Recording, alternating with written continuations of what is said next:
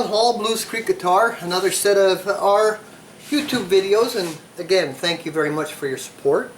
As you know, bluescreekguitars.com and guitarforums.com, you'll find us there all the time. Anybody on the forum is more than happy to help you out. Thank you for your support, and I hope you like what you're about to see. John Hall at Blues Creek Guitars again. You have a guitar, you have it finished, I should say have it completed, you're ready for finish. So what are the steps? What do I need to do after I get it finished? Well, I am of the Martin Traditional Club, where number one, I like to finish the neck and the body separate and put them together later. The guitar is in the white. In plain words, it's done. It's sanded, and I don't recommend to sand much past 180 grit. That's about as fine as you want to go. If you're going to do your own finishing, perfectly fine. Check out our YouTube videos for the filling process. So, it's done. You're going to have to, you want to get your staining done first.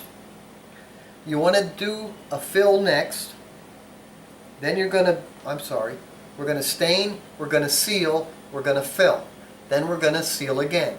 Now depending upon the filler that you are using, that will dictate what you need to do finish-wise. There is a big discussion, you want the finish as thin as possible. Well, remember, finish is there for a reason. It's there to protect the body. So you can get too thin. And trust me, once you get finish off of the body and you get body oils in it, it's not good for the guitar. I would say realistically a 6 to 8 thousandths of finish on top of the wood is realistic. 2 to 4, now you're really getting thin, especially when we're dealing with nitro lacquers or shellac. Now, I do know polyurethanes, the RF finishes, they can be relatively thin, but that's an altogether different process, and I'm not even going to get into that. So, it's in the white. What do? Alright, you have to first, my best advice is seal the top first. Before you do anything, seal the top. That way as you're filling and you get stain on there, you have a layer or two of the sealer so you can wipe a stain off of it without it getting into the wood. You're going to put your stain, you're going to seal, you're going to fill, and this is one that we had just done a little while ago on filling, and you can actually see this is rattle can with 3 coats. It would actually probably need a number of coats. So let's say you're going to do a rattle can finish. What do you need?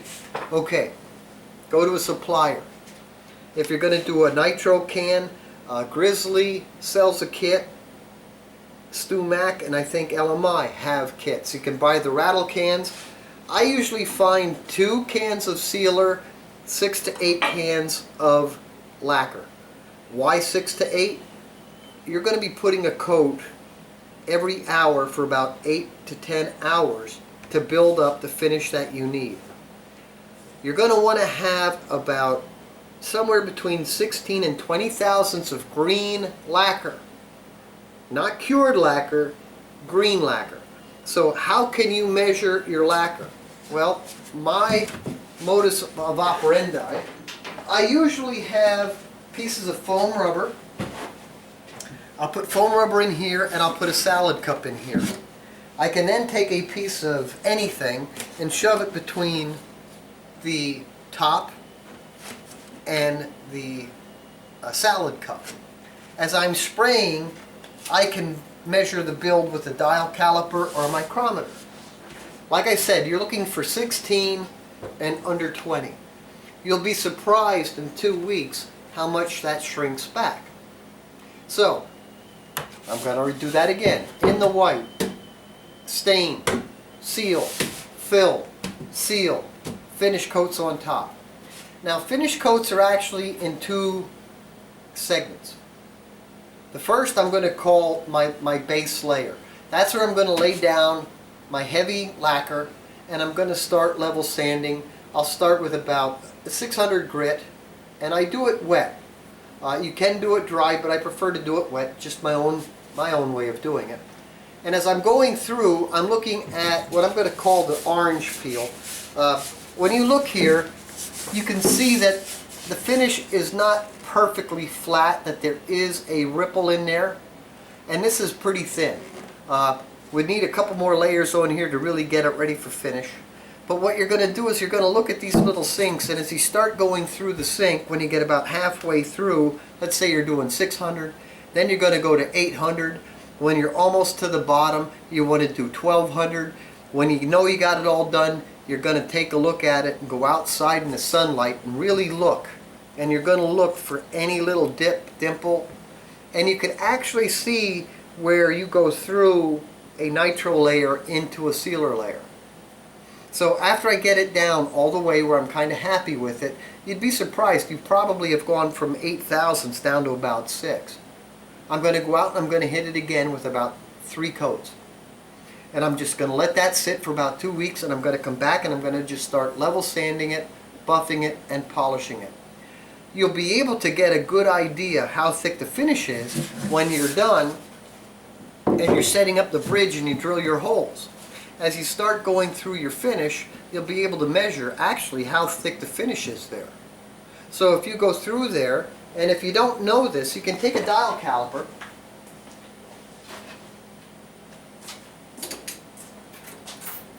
and just for the sake of discussion, let's say that was your hole. And you cut through the hole, and now this is the top of the finish, and in that slot you see raw wood. So you can zero out your dial caliper, alright? Then you can take it down a little bit, and you can push that right down on top of there, and now you can read. That's telling me I have 10 thousandths. Well, if you want to have about 6 or 8, you know you can sand about 2 thousandths off of here yet. So you could go back, wet sand a little bit more, buff and polish, and go down to about your 6 or 8 thousandths.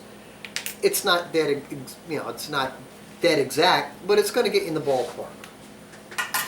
Now, with nitro, you gotta allow cure time. Nitro will constantly off-gas.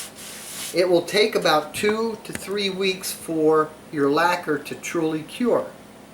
And you know when the lacquer is cured, when you can take a piece of sandpaper, sand on there, and not have buildup on the sandpaper, that it will just stay a white, fluffy powder.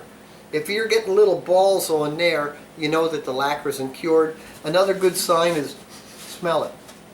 If you can smell lacquer, it's not cured. So spray it, leave it sit for 2 or 3 weeks, check it, level sand it, final coats, level sand, buff and polish. When you get into the buff and polishing, I have a buffing arbor. You can use, actually the little random orbital car waxing buffers will work pretty good for the job. You can use any number of buffing products. 3M products, you can get them at any auto store, will work. Look inside the labels and make sure that it doesn't have silicone. The 3M, Finesse It, Hand Glaze, I can't remember the other brands, but are the other names, but 3M has a whole lineup. You can find them at an auto parts store. Mazerna products are also good. So the one thing you want to avoid is silicone, and take your time. The other papers that are out there are micro mesh. They're very high, they're expensive, but they're high end and they work. The best way to learn how to finish is to do it and keep practicing. So from my shop to yours, you have a good one. See you next time.